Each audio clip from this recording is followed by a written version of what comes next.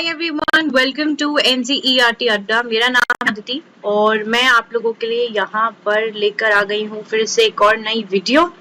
तो जैसा कि आपको पता है कि जो एनसीईआरटी अड्डा है, इस चैनल पर आपको मिलेंगी सारी की सारी एनसीईआरटीज, ओके, हर एक सब्जेक्ट। और ये होने वाली है 6 से लेकर 12 तक के जो स्टूडेंट्स हैं उनके लिए बहुत ज्यादा इम्पोर्टेंट। ओके, अगर आप सीबीएसई बोर्ड से अपनी 6 से लेकर 12th क्लास कवर कर रहे हैं तो ये आप लोगों के लिए बहुत इंपॉर्टेंट हो जाएंगी क्लासेस, क्योंकि आपकी जितनी भी एनसीईआरटीज हैं वो यहाँ पर होंगी कवर।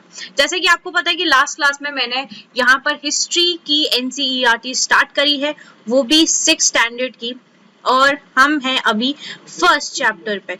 तो जिस भी स्टूडेंट को जो भी डाउट है आप लोग कमेंट सेक्शन में अपने डाउट्स को पूछ सकते हो, ठीक है। और यहाँ पर अगर आपके देखिए कोई भी डाउट आते हैं डेफिनेटली पूछो आप। वीडियो अच्छी लगती है तो आप उसको लाइक भी जरूर करना, ओके। और नई सारी वीडियोस यहाँ पर आप लोगों के लिए आएंगी। देखिए हिस्ट्री की तो यहाँ पर आपके लिए स्टार्ट कर दी गई है, साथ ही साथ आप लोगों के लिए ज्योग्राफी एनसीईआरटी की वीडियोस भी मैं साथ में स्टार्ट करूंगी। और यहाँ पर हर एक चैप्टर के बाद आप लोगों के लिए क्वेश्चन बैंक भी है, ठीक है, जिसमें क्वेश्चंस वगैरह पूछे गए हैं तो उसके सॉल्यूशंस भी मैं यहाँ पर आप लोगों को दूंगी, ओके। चलिए, तो हर एक चीज के लिए यहाँ पर एक सेपरेट वीडियोस आपको दी जाएंगी, उन वीडियोस को आप फॉलो करें। और जब भी यहाँ पर आप कोई भी चैप्टर पढ़ रहे हो उसको रिवाइज करो, जरूरी है, ठीक है। जितना भी आपने वीडियो से पढ़ा तो सिर्फ सुन के ही काम नहीं चलेगा, अपनी बुक्स लेके बैठिए, जैसे जैसे मैंने पढ़ाया वैसा वैसा खुद से पढ़िए। सेल्फ स्टडी आप लोगों के लिए बहुत इंपॉर्टेंट रहेगी। और ये जो वीडियोस हैं ये सिर्फ 6 से 12 तक के स्टूडेंट्स के लिए ही नहीं, बल्कि जो गवर्नमेंट एग्जाम्स हैं उनके लिए भी बहुत ज्यादा इंपॉर्टेंट है, जैसे कि आपका यूपीएससी हो गया, एसएससी हो गया। तो आप लोग भी यहाँ पर इन वीडियोस को देख सकते हो, ओके। चलिए, तो स्टार्ट करते हैं। जैसे कि लास्ट क्लास में आप लोगों को पता है कि हम लोगों ने 6th स्टैंडर्ड की जो बुक है उसका फर्स्ट चैप्टर जो था उसको कर दिया था start, what, where, how and when. यानी कि हम लोगों ने यहाँ पर जो अर्ली मैन है उनके बारे में पढ़ा था कि किस तरीके से हमारा इतिहास था, हमारा पास्ट था, कैसे यहाँ पर मानवता की शुरुआत हुई थी, कैसे ह्यूमन एवोल्यूशन स्टार्ट हुआ, किस तरीके से ये लोग यहाँ पर शिकारियों से उसके बाद यहाँ पर फार्मर्स बने, किसान बने, कैसे इन लोगों ने अपना खाना खुद से प्रोड्यूस करना शुरू कर दिया, एक तरीके से गाँव में बसना शुरू किया, ठीक है। यहाँ पर सिटीज डेवलप हुई और नदियों के पास यहाँ पर सिटीज डेवलप हुई। तो कौन कौन सी नदी इंपॉर्टेंट है जो कि आपके एंशिएंट टाइम में मेंशन करी जाती है, उन सारी चीजों को हम लोगों ने यहाँ पर बात करी, ठीक है। तो आज हम लोग यहाँ पर स्टार्ट करने वाले थे नेम ऑफ द लैंड से, right, name of the land से स्टार्ट करने वाले थे। देखिए नेम ऑफ द लैंड हमारा जो इंडिया है, ठीक है, हिंदुस्तान भी हम इसे बोलते हैं, तो एक नाम तो यहाँ पर आपका इंडिया आता है और दूसरा नाम आता है भारत। ये दो नाम है, जैसे कि आप लोगों को पता होगा, इन दो नामों से ही हमारे देश को बुलाया जाता है, ठीक है। और भी बहुत सारे नाम है, वैसे तो हम लोग यहाँ पर हिंदुस्तान भी बुलाते हैं। तो ये जो टर्म है, ये जो नाम है, आखिरकार ये नाम कब आए थे, कैसे आए, इनकी जो कहानी है उसको हम लोग यहाँ पर आज पढ़ने वाले। तो देखिए दो नाम है, इंडिया और भारत। यहाँ पर आप पढ़ सकते हो, लाइन बाय लाइन यहाँ पर पढ़ते रहो, अपनी बुक खोल लो, पेंसिल ले लो और मार्क करते जाओ एक एक लाइन को, okay. So two of the words we often use for our country are India and Bharat. तो दो शब्द जो हम अपने देश के लिए इस्तेमाल करते हैं, दो नाम, एक तो है इंडिया, दूसरा है भारत। तो जो वर्ड इंडिया है ये आपका आया इंडस से। चलिए, हम लोगों ने लास्ट क्लास में इंडस के बारे में पढ़ा था। इंडस एक नदी है, क्या है इंडस? एक रिवर है, याद है ना। इंडस और उसकी ट्रिब्यूटरीज, यहाँ पर देखिए ये लाइन देखो, है ना, इंडस और उसकी सहायक नदियां, उसकी ट्रिब्यूटरीज, यू कैन सी। तो यहाँ पर ये जो इंडस नदी है ना, इसका संस्कृत नाम उस टाइम पर था सिंधु। मतलब इसका संस्कृत नाम क्या है? सिंधु है, सिंधु नदी। क्या नाम है इसका संस्कृत नाम? सिंधु नदी, ठीक है। अब संस्कृत में इंडस का नाम सिंधु है। अब यहाँ पर क्या था कि ईरान और ग्रीस के लोग, ठीक है, ईरान और ग्रीस के लोग जो थे जब वो हिंदुस्तान आए थे, क्योंकि अगर आप इंडियन हिस्ट्री पढ़ोगे, हिंदुस्तान हमारे भारत की हिस्ट्री पढ़ोगे, तो उसमें यहाँ पर जो फॉरेन रूलर्स हैं, जो फॉरेन इन्वेडर्स हैं, ठीक है, उनके बारे में आपको पता चलेगा। तो यहाँ पर ईरानियन और ग्रीक्स जो थे वो हिंदुस्तान के नॉर्थ वेस्ट इलाके में रहा करते थे। नॉर्थ वेस्ट इलाका कौन सा है मैं यहाँ पर आपको दिखा देती हूँ, मैप की तरफ हमें जाना पड़ेगा। देखिए भाई, ये तो हो गया आपका नॉर्थ, ठीक है, और यहाँ आ जाता है आपका वेस्ट, तो ये इलाका हो गया नॉर्थ वेस्ट, जहां से सबसे ज्यादा इन्वेजन इंडिया के अंदर हुए। तो यहाँ से क्या था कि आपके ईरान और जो ग्रीक्स थे वो हिंदुस्तान के अंदर इन्वेड करे, ठीक है, घुसपैठियों की तरह हिंदुस्तान में आए। यहाँ के जो नॉर्थ वेस्ट इलाका है, जैसे कि आज जहां पर आपका पाकिस्तान, अफगानिस्तान, ये सारे इलाके हैं, वहां पर आकर ये लोग बस गए थे जब भी हिंदुस्तान में आए थे, ठीक है। तो यहाँ पर ऐसा देखो, अब उन लोगों की जो जुबान है, ठीक है, जो लोगों की लैंग्वेज है, जो उनके बोलने का तरीका है, वो हमारे बोलने के लहजे से, तरीके से बहुत डिफरेंस है। तो आज से 2500 साल पहले ये लोग यहाँ पर हिंदुस्तान में रह रहे थे या फिर आ रहे थे। अब देखो बहुत सारे काम होते थे यहाँ पर, ट्रेड का काम भी है, बहुत सारी चीजें हैं, और इंडिया जो था वो काफी मतलब बेहतर था, व्यापार में भी बहुत अच्छा था, ट्रेड में भी काफी अच्छा था। तो ये जो ट्रैवलर्स थे ये यहाँ पर आकर रहते थे और इन लोगों को इंडस नदी के बारे में पता था, ठीक है, वो फेमिलियर विद इंडस रिवर, ठीक है। तो ये ना इंडस को इंडोस नहीं बोल पाते थे, इंडस नहीं बोल पाते थे, उसको क्या बोलते थे, हिंदोस, इंदोस ऐसे बोलते थे, बिकॉज ऑफ द एक्सेंट, ठीक है, बिकॉज ऑफ द प्रोनाउंसिएशन, ये यहाँ पर इसको क्लियरली नहीं बोल पाते थे। ओके, सो इस वजह से यहाँ पर बेसिकली जो इनको लगता था कि जो लैंड है ईस्ट की तरफ, पूर्व की तरफ जो रिवर है, जैसे मान लीजिए ये इंडस नदी है, जस्ट अ सेकेंड, हाँ देखो, मान लो ये रिवर है, ठीक है, ये आपकी रिवर हो गई। तो ये रिवर का जो ईस्ट वाला इलाका है, ठीक है, जो रिवर का the land to the east, ठीक है, जो ईस्ट वाला लैंड का इलाका है, ठीक है, तो यहाँ पर ये लोग हमेशा इसको बोलते थे कि जो ईस्ट का इलाका है हमारी इंडस रिवर का, ओके, तो उसको यहाँ पर ये लोग इंडिया बोला जाता था। क्या बोला जाता था, इंडिया, ठीक है। तो यहाँ से ये इंडोस और हिंदोस से यहाँ पर जो नाम था वो इंडिया बोला गया। क्या बोला गया, इंडिया बोला गया। ऑलराइट, जो हमारी ये जो नदी है उसके ईस्ट वाला यानी कि पूर्व वाला जो इलाका है उसको क्या बोला जा रहा है, क्या बोला जा रहा है उसको बोला जा रहा है India. Okay, so the name भारता। अब देखिए यहाँ पर एक नाम के बारे में हमें पता चल गया, वो है इंडिया, दूसरा नाम कौन सा है, भारत। अब भारत नाम का यहाँ पर इस्तेमाल किस प्रकार से किया गया, देखिए आप लोग आगे जाके ना वेद पढ़ोगे, हमारे 4 वेद हैं, ठीक है, और सबसे पुराना है ऋग्वेद। ऋग्वेद में आपको मेंशन मिलेगा भारता नाम, ठीक है। अब देखिए जैसे मैंने आपको लास्ट क्लास में बताया था कि हमारी हिस्ट्री की जो सोर्सेज हैं, हमें अपने इतिहास के बारे में कहाँ से पता चलता है, एक तो आपकी लिटरेरी सोर्सेज हैं, दूसरी है आर्कियोलॉजिकल सोर्सेज। आर्कियोलॉजिकल मतलब जैसे हमें ये जो मॉन्यूमेंट्स है, ताजमहल है, कुतुब मीनार है, ये सारी चीजें प्राप्त हुई है ना, जो अवशेष यहाँ पे प्राप्त होते हैं वो सब क्या आर्कियोलॉजिकल है। वहीं पर जो लिखित रूपी चीजें हमें मिलती हैं, जो लिखित रूपी चीजें हमें यहाँ पर मिलती हैं वो क्या है, वो यहाँ पर लिटरेरी सोर्सेज है, ठीक है। तो ये जो नाम है भारता, इसको इस्तेमाल किया जाता था एक ग्रुप के लिए, ठीक है, एक ट्राइबल ग्रुप था, ठीक है, ग्रुप ऑफ जिसमें काफी सारे लोग थे जो कि नॉर्थ वेस्ट की तरफ ही रहते थे। अब मैप में दोबारा से नॉर्थ वेस्ट का इलाका देखना, जो कि वहां पर रहते थे, जिनका मेंशन आपको ऋग्वेद में देखने को मिलेगा। ओके, सो जो सबसे पुरानी कॉम्पोजिशन है, सबसे अर्लीस्ट कॉम्पोजिशन है आपके संस्कृत में, जो कि करीब 3500 वर्ष पुरानी है। कितनी, 3500 ईयर्स, लाइक 3500 साल पुरानी है, 3500 ईयर्स पुरानी है, उसको हम यहाँ पर ऋग्वेदा बोलते हैं। और ऋग्वेद में आपका जो भारता नाम है वो मेंशन है, जिसके ऊपर हमारे देश का नाम यहाँ पर भारत वर्ष रखा गया, ठीक है। अब यहाँ पर किसी को भी इंटरेस्ट होगा महाभारत वगैरह देखने में, तो आप लोग यहाँ पर इस चीज को जरूर देखना कि उसमें एक चीज बार बार बोली गई है, भारत वर्ष, ठीक है, ये जरूर देखना।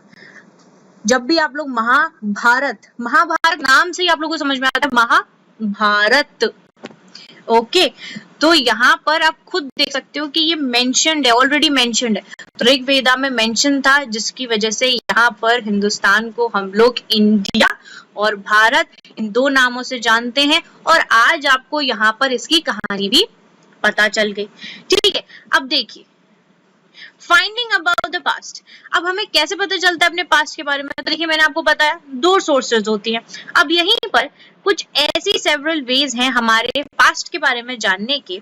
एक तो है आपका one is to search for and read the books that were written long ago। जैसे कि अभी हम लोगों ने यहाँ पर ऋग्वेद के बारे में बात करी है ना, ऋग्वेदा के बारे में बात करी। अब उसी हिसाब से यहाँ पर कहा जा रहा है कि एक तो माध्यम ये है कि हम किताबों को पढ़ें, उनसे जानकारी प्राप्त करें कि हमारे पास्ट में यानी कि हमारे इतिहास में क्या क्या चीजें हुई थी, ओके, जो कि आज से कई वर्षों पहले यहाँ पर इतिहासकारों द्वारा लिखी गई है। ठीक है, अब यहीं पर इन किताबों को क्या बोला जाता है? इन किताबों को बोला जाता है मैन्यूस्क्रिप्ट्स। क्या बोला जाता है इनको? मैन्यूस्क्रिप्ट्स। क्यों? क्योंकि ये हाथों से लिखी गई है। ठीक है, और ये जो मेन्यू वर्ड है, ठीक है, या फिर मनु वर्ड जो है, इट्स लैटिन वर्ड, ठीक है, जिसका मतलब है हाथ, जिसका मतलब है hand.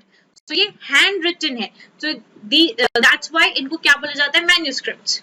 Okay, so these were usually written on palm leaf, जो आपका पाम का पत्ता है, ठीक है, उन पर इनको लिखा जाता था। और जो आपकी जो बाक होती है ट्री की, ठीक है, जिसे हम हिंदी में पेड़ की छाल भी बोलते हैं, उस पर लिखा जाता था, जो कि आपकी हिमालयाज में ग्रो होती थी। अब देखिए उस टाइम पर आपका पेपर नहीं इजाद हुआ था, ये आज से कई वर्षों पहले की बात है, जब यहाँ पर आपका पेपर जो था उसकी इन्वेंशन नहीं हुई थी। तो उस टाइम पर लोग क्या करते थे, आप लोग देखोगे कि वो लोग पत्थरों पे भी लिखा करते थे। उसी हिसाब से अगर पत्ते मिल रहे हैं, ठीक है, तो पाम के पत्ते हैं तो पाम के पत्तों पे लिख लिया, पेड़ की छाल है तो उस पे लिख लिया। आप लोगों ने देखा होगा कि यहाँ पर बहुत सारे लोग हैं, वो हमारी जो मॉन्यूमेंट्स वगैरह है या पब्लिक प्लेसेस है, उन पर भी लिख के चले जाते हैं। तो उसी हिसाब से आज तो पेपर्स भी हैं, आज तो आपके पास फोन भी है, आपको तो कुछ नहीं करना है, बस फोन है, या आप लोग बहुत सारी चीजें लिख के दे देते हो, है ना। पहले क्या होता था, यहाँ पर जब आपका पेपर भी नहीं था तो उस टाइम पर लोग इस प्रकार से लिखते थे, पाम के पत्तों पर लिखा करते थे। ओके, तो ये क्या थी? ये आपकी मैन्यूस्क्रिप्ट्स थी जिनका इस्तेमाल यहाँ पर किया जाता था। एंड ओवर द इयर्स बहुत सारी मैन्यूस्क्रिप्ट्स जो थी वो यहाँ पर इंसेक्ट्स द्वारा या तो खाली गई है, ठीक है, नहीं तो बहुत सारी ऐसी थी कि डिस्ट्रॉय भी हुई। और बहुत सारे ट्रैवलर्स ऐसे थे जो अपने साथ इनको लेके गए थे, और ये रास्ते में ही इनका आधी से ज्यादा जो थी वो यहाँ पर कहीं पानी में डूब गई, कहीं कुछ हो गया, तो बहुत सारी तो यहाँ पर ऐसे ही खत्म हो गए। अब देखिए यहाँ पर इस ब्लॉक में भी आपका मैन्यूस्क्रिप्ट्स के बारे में ही मेंशन है। Okay, same thing which is written over there, वही चीज यहाँ पर लिखी गई है। ओके, चलिए आगे बढ़ते हैं। तो आप लोगों को पता लग गया कि हमारे जो अर्ली मैन थे वो किस प्रकार की चीजें यहाँ पर करते थे। देखो यहाँ पर आप लोग देख सकते हो, ये लोग ड्रॉ कर रहे हैं, ठीक है, तो इस तरीके से यहाँ पर देखो पेपर तो था नहीं, तो लोग उस टाइम पर एंटरटेनमेंट के लिए क्या करते हैं, तो इसीलिए जिन गुफाओं में, जिन केव्स में ये रहा करते थे, वहीं पर क्या करते थे, ड्राइंग वगैरह बनाते थे। ऐसे अगर शिकार पे जा रहे हैं, डांस कर रहे हैं, सारी चीजों पे। और देखिए यहाँ पर महिलाएं जो हैं वो कपड़े बना रही हैं, ठीक है, एनिमल्स की स्किन से। और ये देखिए यहाँ पर ये जैवलिन लेके ये हंट करने के लिए जा रहे हैं। ऑलराइट, ये यहाँ पर खाना देख के खुश है। ये यहाँ पर देखिए फायर जो है उसका भी इजाद हो गया। ऑलराइट, चलिए आगे बढ़ते हैं। अब देखिए तो यहाँ पर मैन्यूस्क्रिप्ट्स के बारे में बात हो रही थी कि बहुत सारी तो आपकी इंसेक्ट्स द्वारा खाली गई हैं, बहुत सारी आपकी डिस्ट्रॉय हो गई, कुछ यहाँ पर सर्वाइव कर पाई, जिनको प्रिजर्व कर दिया गया मंदिरों में, मॉनेस्ट्रीज में।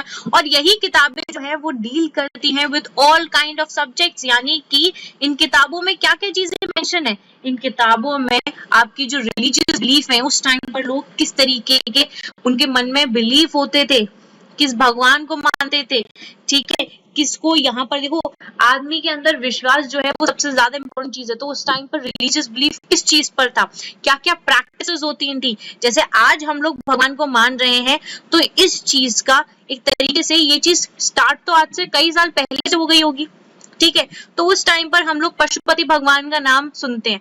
तो पशु यानी कि आपके जो ये पशु होते हैं, जानवर वगैरह हो गए, उनका पालन करने वाले, ठीक है। तो शिव जी को यहाँ पर पशुपति भी बोला जाता था। ऑलराइट, तो यहाँ पर जो सील्स वगैरह मिली हैं, जो कि हम आगे बात भी करेंगे अगले चैप्टर्स में, उनमें यहाँ पर आपके पशुपति भगवान को उनको कार्व भी किया गया है। ऑलराइट, चलिए, तो ये किताबें जो है वो आपकी रिलीजियस बिलीफ, प्रैक्टिसेस, इन सारी चीजों को मेंशन करती हैं, किस तरीके की यहाँ पर राजाओं की जिंदगी थी, किस तरीके यहाँ पर मेडिसिन थी, साइंस थी, इन सारी चीजों का जो एक तरीके से अगर देखा जाए जो मेंशन है वो आपको इन मैन्युस्क्रिप्ट्स में देखने को मिलता है। अब यहाँ पर सिर्फ इन्हीं सारी चीजों पे नहीं, हमें बहुत सारी एपिक्स हैं, पोएम्स हैं, प्लेज हैं, ये सब भी देखने को मिलते हैं। एपिक्स, एपिक मतलब महाकाव्य। एपिक का मतलब क्या होता है? महाकाव्य। आपकी दो सबसे बड़ी महाकाव्य है रामायण और दूसरी है महाभारत। ठीक है, ये क्या है? आपकी एपिक्स है। आप लोग बचपन से लेकर आज तक महाभारत और रामायण की कहानी जो है वो सुनते आ रहे होंगे, है ना जी। यहाँ पर हर एक भगवान जो है, जिसकी भी जो भी मान्यता है, उनसे जुड़ी इनकी कहानियां हैं। राम जी, अगर आप लोग यहाँ पर राम नवमी मनाते हो, आप लोग यहाँ पर दिवाली मनाते हो, तो यहाँ पर मेंशन किसका होता है? राम जी का होता है, और राम जी से जुड़ी है रामायण की कहानी, है ना। तो ये दो ऐसी एपिक्स हैं जिनके बारे में हम लोग यहाँ तक आज तक सुनते आ रहे हैं। ओके, अब ये बहुत सारी ऐसी थी जो कि यहाँ पर संस्कृत में लिखी गई थी, और कुछ ऐसी थी जो कि यहाँ पर प्राकृत में लिखी गई थी। अच्छा, प्राकृत उस समय की ऑर्डिनरी जुबान थी, मतलब जो ऑर्डिनरी लोग थे, एक कॉमन लैंग्वेज थी प्राकृत उस टाइम पे। मतलब संस्कृत लोग यहाँ पर जो एलीट लोग थे, जो बहुत पढ़े लिखे लोग थे, वही बोलते थे। ठीक है, और बहुत सारे लोग, मतलब बहुत सारी जो आपको ये रिटन एविडेंसेस मिले हैं वो तमिल में है। ओके, तो we can also study inscriptions. अब देखिए, इंस्क्रिप्शंस क्या होती हैं? शिलालेख बोला जाता है इनको। जैसे यहाँ मान लीजिए कि एक पत्थर है, ठीक है, एक पत्थर है, और पत्थर पे यहाँ पर कई सारी चीजें ऐसे लिखी गई हैं, ठीक है, तो इनको क्या बोलते हैं? इनको बोलते हैं इंस्क्रिप्शन। क्या बोलते हैं इनको? इंस्क्रिप्शन। तो ये स्टोन पे या मेटल पे, पत्थर पे या मेटल पे लिखी जाती थी। और उस टाइम पर क्या होता था, आज से कई वर्षों पहले जब राजा महाराजा का समय था, ठीक है, तो उस टाइम पे क्या होता था कि राजा जो होते थे, अब वो अपना संदेश लोगों तक पहुंचाना चाहते थे, तो वो क्या करते थे कि जो उनके ऑर्डर्स होते थे वो ऐसे ही पत्थरों पर उनको इंस्क्राइब करवा देते थे, ठीक है, उनको लिखवा देते थे। जैसे कि लोग जब भी यहाँ से गुजरे, किसी भी एक जगह लिखवा दिया, तो वो उसको पढ़ें, ठीक है, उसको समझें और उसके बाद उसका पालन करें।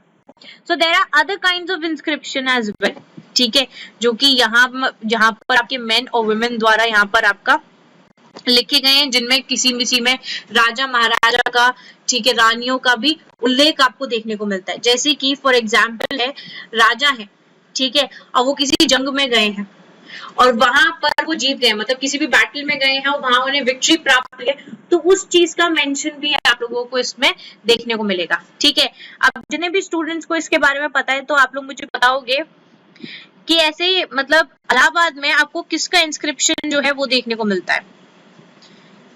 कमेंट सेक्शन में जरूर बताना, ठीक है, इलाहाबाद में आपको किसका इंस्क्रिप्शन देखने को मिलता है, कौन से राजा है। ओके, चलिए, so can you think of advantages of writing on a hard surface and what could have been the difficulties? अब देखिए, यहाँ पर सवाल आपसे पूछा जा रहा है कि देखो, एक बात बताओ, एक तो आप ये बताओ कि एडवांटेज क्या होता था इन हार्ड सरफेसेस पे लिखने का, और दूसरी चीज डिफिकल्टीज कितनी रहती होंगी। डेफिनेटली देखिए, एडवांटेज तो एक चीज पे बहुत क्लियर है कि यहाँ पर अगर ऐसी राइटिंग्स नहीं लिखी जाती, अगर ऐसे इंस्क्रिप्शंस नहीं होते, तो हमें अपने पास्ट के बारे में ज्ञात नहीं हो पाता, जानकारी नहीं मिल पाती पास्ट के बारे में। ठीक है, दूसरी चीज डिफिकल्टीज, बहुत मुश्किल होता होगा, सोचिए कितना समय लग जाता होगा, एक पत्थर को तोड़ तोड़ के चीजें यहाँ पर लिखी जाती होंगी, उसमें कार्व करी जाती होंगी। Okay, so there were many other things that were made and used in the past. Those who study these objects are called archaeologists। देखिए, बहुत सारी चीजें हैं जो हमारे पास से हमें प्राप्त हुई हैं। अब इन सारी चीजों को, जैसे आपकी इंस्क्रिप्शन है, ये सारी चीजें, इनको जो पढ़ने वाले लोग हैं, इनके बारे में जानकारी लेने वाले लोग हैं, वो कौन है? उनको हम बोलते हैं archaeologist. They study the remains of building, जो भी यहाँ पर बिल्डिंग्स हैं, जो पत्थर से बनी है, ईंटों से बनी है, पेंटिंग्स हैं, स्कल्पचर्स हैं, इन सारी चीजों को यहाँ पर एनालाइज करते हैं।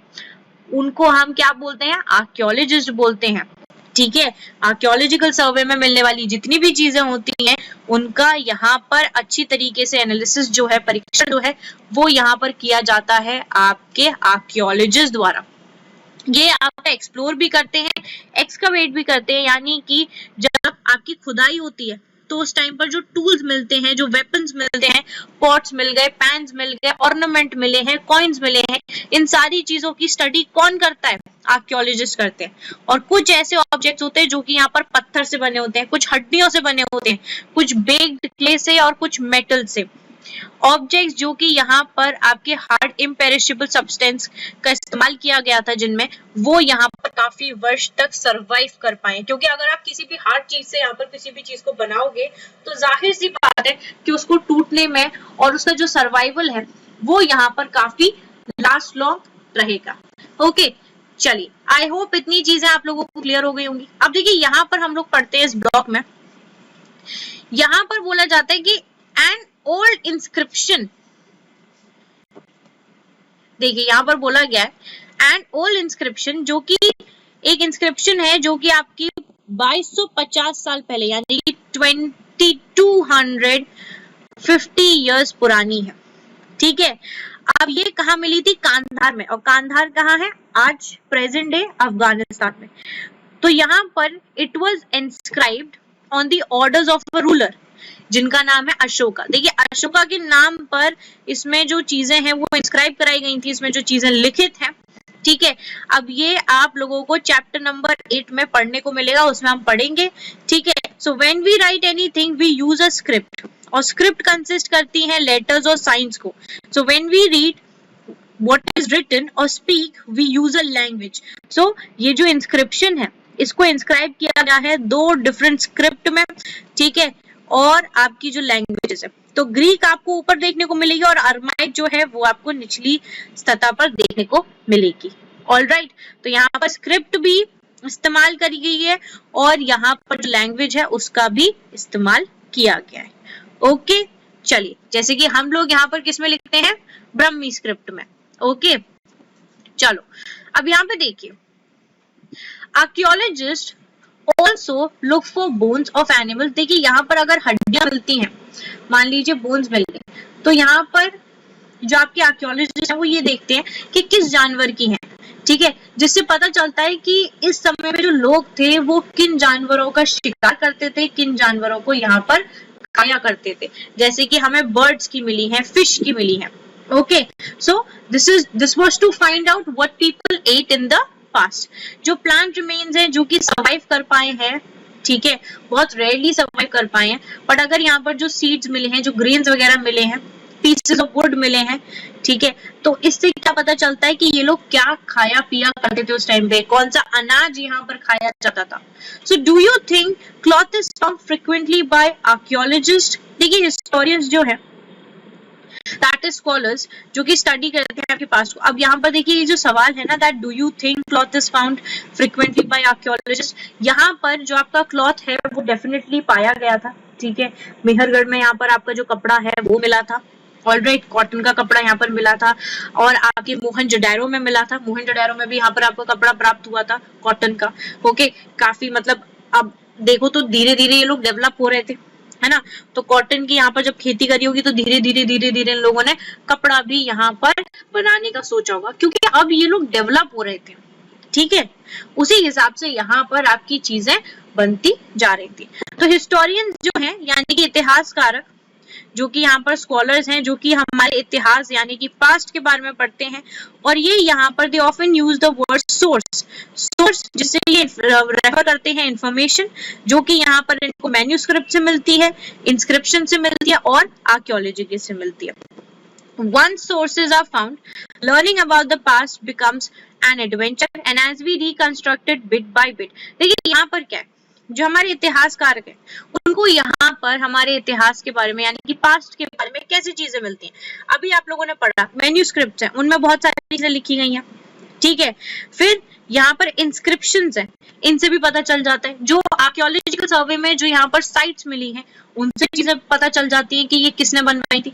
तो इन सारी चीजों को ये बिट बाय बिट यानी कि एक पॉइंट से दूसरे पॉइंट तक जोड़ के चीजों को समझते हैं, रिकंस्ट्रक्ट करते हैं, और इसी हिसाब से जो हमारे इतिहासकारक हैं, जो हमारे आर्कियोलॉजिस्ट हैं, वो यहाँ पर डिटेक्टिव्स की तरह जिन सोर्सेस का इस्तेमाल करके हमारे पास तक, हमारे इतिहास तक पहुंच पाते हैं।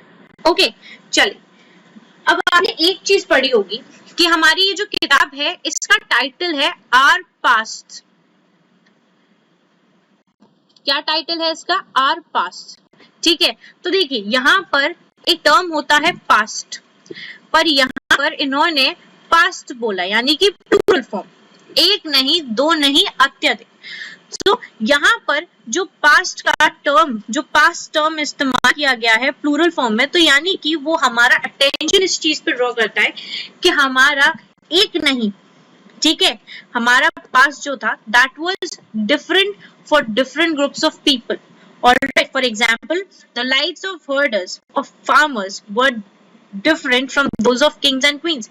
यानी कि हमारे जो फार्मर्स थे, जो किसान थे, जो आपके चरवाहे थे, उनका जीवन राजा, महाराजा, रानियों से, इन लोगों से अलग होता होगा। और जो मर्चेंट्स थे, जो व्यापार का काम करते थे, जो यहाँ पर क्राफ्ट पर्सन्स थे, जो यहाँ पर आपकी ये जो छोटी मोटी चीजें हैं इनको बनाया करते थे, उनका भी जीवन काफी अलग रहा होगा। ठीक है, तो हर किसी, देखिए आज आप हमारे देश में भी है जो रिच क्लास है, जो मिडिल क्लास है, और जो आपके बिलो पॉवर्टी लाइन पे लोग आते हैं, उन सबकी जो लाइफ है, उनका जो लाइफ स्टाइल है, रहने सहने का तरीका, खाने पीने का तरीका, सब यहाँ पर बहुत ही डिफरेंट है कि नहीं?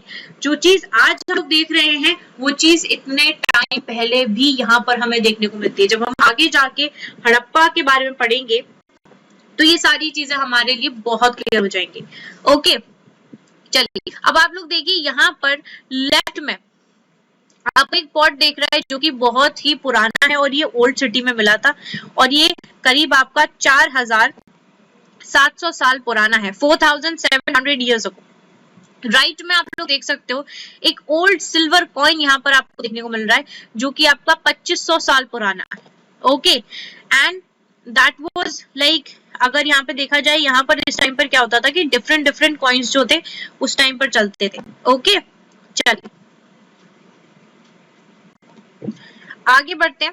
अब यहाँ पे देखिए, यहाँ पर उसी चीज का मेंशन किया जा रहा है जैसे कि हम लोग आज अपने देश में भी अलग अलग क्लासेस देखते हैं, डिफरेंस देखते हैं सोसाइटी के अंदर। तो यहाँ पे एग्जांपल दिया जा रहा है कि जो मोस्ट ऑफ द, मतलब हमारे देश में most of the people living in Andaman island they get their own food by fishing, hunting, collecting forest produce। वहीं पर जो लोग सिटीज में रह रहे हैं, अब देखो अंडमान यानी कि आइलैंड है, ठीक है, तो आइलैंड में जो लोग रहते हैं यहाँ पर, वो उनका जो खाना है, जो खाने का स्रोत है, वो उनका फिशिंग है, ठीक है, और नहीं तो शिकार करते हैं। ऑलराइट, नहीं तो ये लोग क्या करते हैं कि जो फॉरेस्ट है, उन फॉरेस्ट से यहाँ पर जो भी चीजें इनको प्राप्त होती है उनका इस्तेमाल करते हैं और उनको खाते हैं। वहीं पर जो लोग शहर में रह रहे हैं, जैसे आप लोग अगर किसी भी शहर में रह रहे हो, दिल्ली, ठीक है, मुंबई, इन सारे शहर में रह रहे हो, तो आप लोग डिपेंडेंट हो सप्लाईज ऑफ फूड, आप किसी और पे डिपेंडेंट हो, यानी कि किसान जो है वो यहाँ पर आप लोगों के लिए खेती बाड़ी करेगा, ठीक है, तब अनाज मिलेगा। जब अनाज ये यहाँ पर जैसे आपका वीट है, तो हम लोग यहाँ पर आपका जो होल ग्रेन वीट है वो नहीं लेते हैं, हम लोग लेते हैं पिसा हुआ, ठीक है, जिसे हम बोलते हैं यहाँ पर आपका क्या बोलते हैं, वीट फ्लावर, वीट फ्लावर बोलते हैं, जिससे क्या बनती है यहाँ पर आपकी चपाती, जिनको हम लोग यहाँ पर खाते हैं। तो we are completely dependent on others for our food, right, क्योंकि यहीं से जो किसान है वही आपकी सब्जी वगैरह ये सारी चीजें उगाता है और उसके बाद ये मार्केट में आती है और मार्केट से फिर हमारे घर तक आती है। तो डिफरेंट है आपके पास्ट में और आज की जो आज का समय है उसमें, ठीक है। पहले लोग अपने आप से ही अपना खाना, जो अपना भोजन है, उसको खुद से ही यहाँ पर प्राप्त कर पाते थे, ठीक है। अगर खुद कल किसी शिकार पे जाएंगे तो खाना आएगा, ठीक है।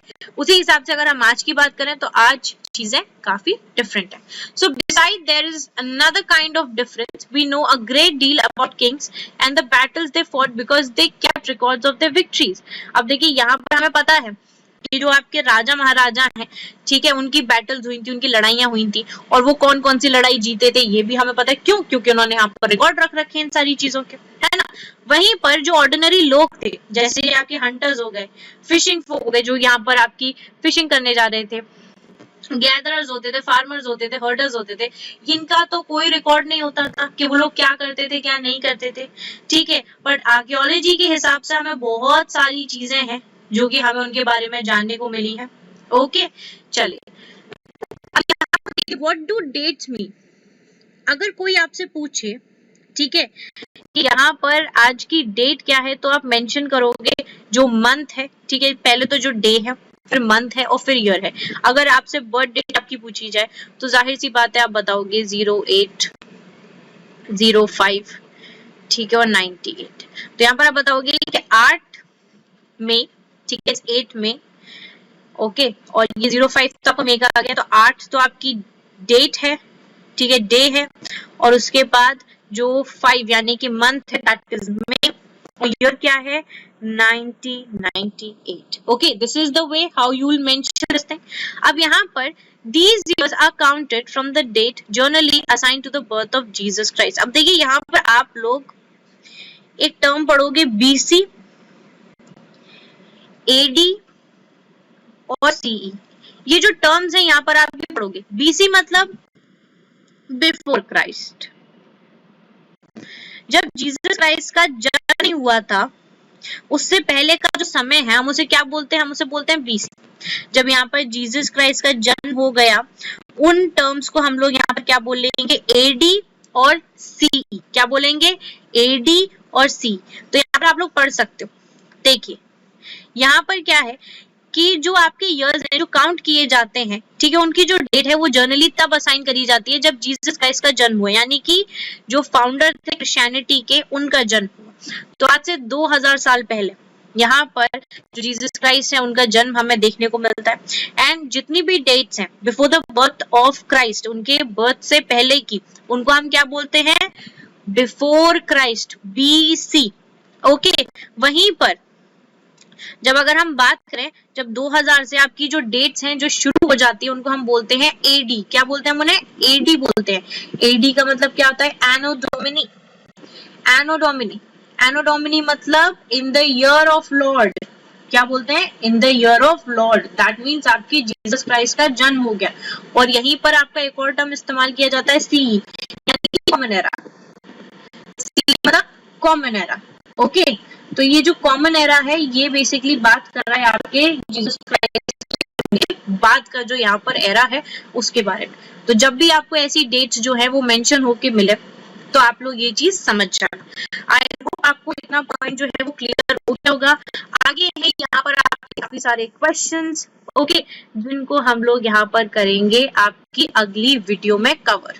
ठीक है, इसके लिए मैं एक सेपरेट वीडियो यहाँ पर आप लोगों के लिए लेकर आऊंगी, ठीक है, जिसमें हम लोग यहाँ पर करेंगे इसको कवर।